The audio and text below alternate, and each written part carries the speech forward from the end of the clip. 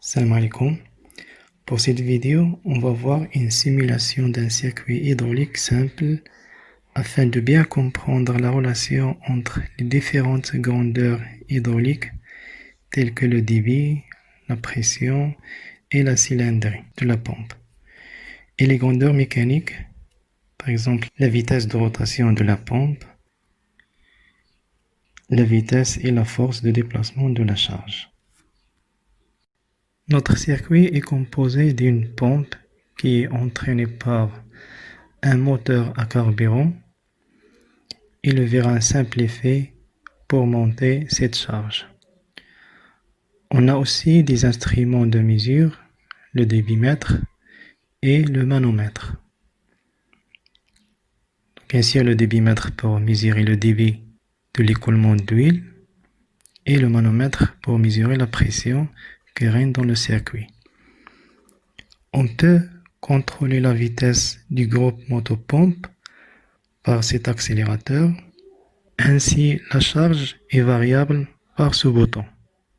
La pompe de type à engrenage externe, lorsqu'elle est en marche, elle aspire l'huile du réservoir, représenté ici par un seau, à travers le tuyau d'aspiration et la refoule vers le vérin à travers le tuyau de refoulement.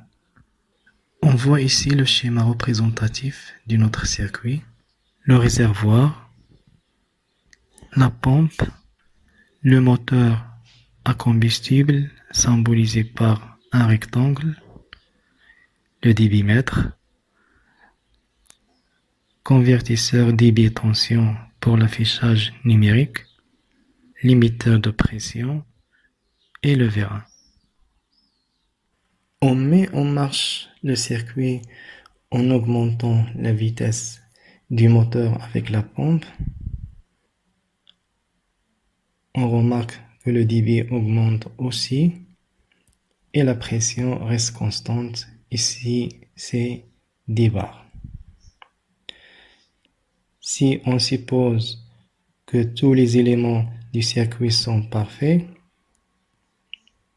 alors la relation qui justifie cette expérience est le débit refoulé par la pompe exprimé en litres par minute égal à la cylindrée qui est une caractéristique propre de la pompe exprimée par unité de volume, litres par un tour, multiplié par la vitesse de la rotation de la pompe exprimée en tours par minute.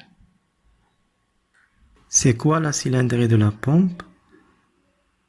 Alors la cylindrée correspond à la quantité d'huile refoulée pour un tour de rotation de la pompe.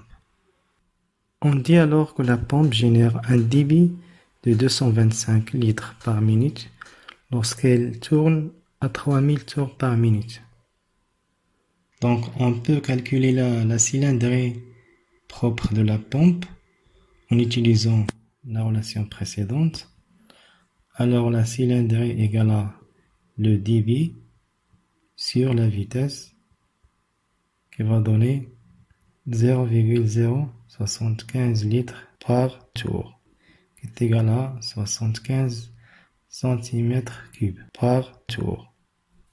Maintenant, si on augmente la charge en gardant la vitesse constante de la pompe, on remarque que la pression augmente aussi, mais le débit reste constant. Ça veut dire que la pression est liée avec la charge.